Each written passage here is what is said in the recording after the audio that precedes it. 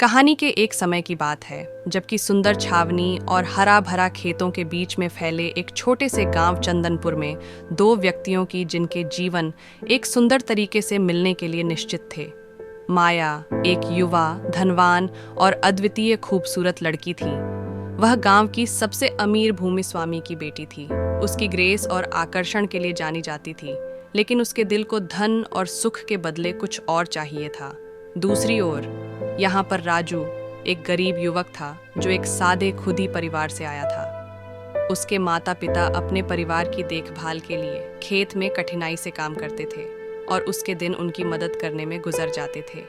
अपनी वित्तीय संघर्षों के बावजूद चंदनपुर के लोगों के दिलों में राजू की दयालुता, ईमानदारी और अटूट आशावाद था। एक सुनहरी सुबह जैसे खिलखिलाते हुए सूरज की किरणें पेड़ों के बीच से आ रही थीं, माया गांव के मुख्य चौराहे में बढ़ी। उसने सुना था कि राजू की दयालुता के बारे में ताले तीनों ओर छापे थे और वह उस लड़के से मिलने की उत्सुकता से भरी थी जिसने चंदनपुर के निवासियों के दिलों को जीत लिया था। राजू के पास आया तो माया ने उससे बातचीत करना शुरू किया। वे अपने सपनों, इच्छाओं और गांव के प्रति अपने प्यार की बात करने लगे। राजू ने मेहनत के मूल्य को सराहा और दूसरों की मदद करने के महत्व को बताया। माया, जो धन के अलावा कुछ और प्राप्त करने की इच्छा रखती थी, राजू की आसान लेकिन गहरी जीवन दृष्टि पर आकर्षित हो गई। उसे अपने जीवन के लिए एक अनजान संबंध की ओर बढ़ते हुए महसूस होने लगा। उसने उसकी बुद्धिमत्ता और दयालुता के साथ साथ उसके व्यक्तिगत दृष्टिकोण को भी सराहा। जैसे जैसे दिन दिन के रूप में बदलने लगे, माया और राजू की दोस्ती गहरी होती गई। वे घास के खेतों में सैर करते, किस्से साझा करते और चंदनपुर की खूबसूरती को एक साथ खोजने लगे। हर दिन बीतने पर माया का दिल और भी गहरी ताकत से राजू के प्रति प्यार बढ़ता गया और वह उसकी परिवार और गांव के प्रति उसके अटूट समर्पण की सराहना नहीं कर सकती थी। एक दिन शाम जब वे सूरज को पूरे दिन का काम करते हुए देख रहे थे, माया ने राजू को अपने असली भावनाओं का खुलासा किया। राजू, उसने स्वीकार किया, मैंने ऐसा किसी से कभी नहीं मिला है। तुम्हारी दयालुता और चंदनपुर के प्रति तुम्हारा प्यार मेरी जीवन की दृष्टि को बदल दिया है। मैं तुमसे प्यार कर बैठी हूँ। राजू अपने प्यार के खुलासे से हैरान रह गए। उन्होंने उसे भी गहरे से प्यार किया था, लेकिन वह बाढ़ करने के बावजूद उनके रिश्ते में चुनौतियों का सामना कर सकती है। फिर भी उनका दिल उसके प्रति किए गए प्यार को नकार नहीं कर सकता था। वे तय किया कि वे अपने प्यार को एक रहस्य में रखेंगे, जगह छुपकर मिलेंगे, जहाँ वे खुदाई दिन के छुपे हुए खुशी के स्थितियों का साझा कर सकें।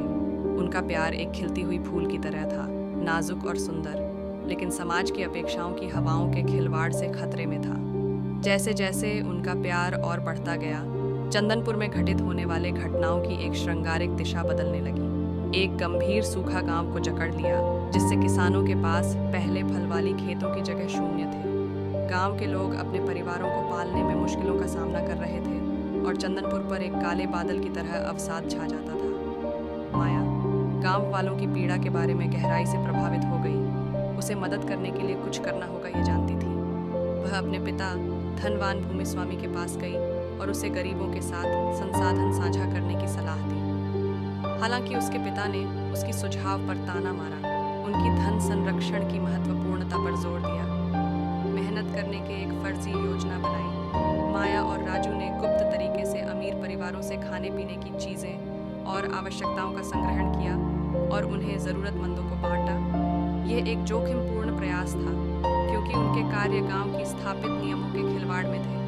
उनका गुप्त मिशन चंदनपुर में आशा का प्रतीक बन गया। लोग जरूरतमंदों को मिलने वाली आवश्यक सहायता प्राप्त करने लगे और आवासना कम होने लगी। लेकिन दिन बीतते जा रहे थे तो उनके माया और राजू के संलग्न होने की अफवाहें फैलने लगी। एक दिन जैसे ही वे गांव वालों को आवश्यक सामग्री बांट रहे थे, माया के पिता ने उनको सामना किया। वह बहुत रोषित थे। अपनी खुद की बेटी की क्रिया से धोखा खाने का एहसास हो रहा था।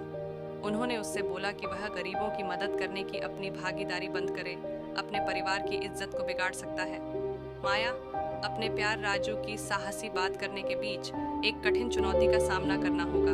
उसने जान लिया कि वो प्यार के पथ पर है और अगर इसका मतलब है कि उसके पिता का क्रोध का सामना करना होगा, तो भी उसे इसके लिए तैयार था। वह अपने पिता के सामने खड़ी हो गई। अपने वचनों को तोड़ने के बावजूद चंदनपुर के गरीबों के प्रति अपने समर्पण को छोड़ने की अपनी काबिल थी। उन गांव वालों ने माया की साहसिकता को देखकर उसके और राजू के समर्थन में आकर्षित हो गए। वे ऐसे सभी को मिलकर राजू की मदद करने के लिए आए जिन्होंने ज़रूरतमंदों को सहायता देने की मांग की। धीरे धीरे लेकिन पक्षपातीपूर्ण चंदनपुर के लोगों की भावनाओं में योग्यता बढ़ने लगी। समय के साथ माया के पिता भी अपनी बेटी के साथ ही संगठन में प्रवृत्त हो गए और पूर्व में बांटती गई चंदनपुर ने सभी के लिए सहायता करने के प्रयास में शामिल हो गया। आखिरकार चंदनपुर, जो पहले विभिन्नताओं में अंशिक था, एक अजीब प्रतिस्पर्धा में जाने वाला गूठा बन गया, जहां हर कोई एक दूसरे की देखभाल करने के लिए तैयार था। जैसे जैसे साल बीते, माया और राजू का प्यार और भी बढ़ गया। उनकी कहानी चंदनपुर के लोगों के लिए आदर्श बन गई। प्यार, दया और मानवता की असली धन है। उनकी कहानी ने गांव के सभी को प्रेरित किया, यह याद दिलाते हुए कि चाहे हमारे बैकग्राउंड में कितने ही विभिन्नताएं क्यों न रहें, प्यार और साझा किए गए मूल्यों की शक्ति ने भी सबसे अधिक फासलों को पार कर सकती है। और इस प्रकार चंदनपुर के दिल में माया और राजू की प्यार कहानी बनी रही। प्यार और सारे मूल्यों की साझा करने की दृढ़ शक्ति की निशानी वास्तविक धन नहीं होते जो हम दूसरों के साथ साझा करते हैं, लेकिन प्यार और सहमति की आत्मा में। उनकी प्यार कहानी एक आशा की दीपक बन गई, एक यादगार याद दिलाती हुई कि चाहे हमारी पृष्ठभूमि कितनी भी भिन्न हो, प्यार और साझा किए गए मूल्यों की शक्ति हर समस्या को पार कर सकती है और जीवन को बेहतर बना सकती है।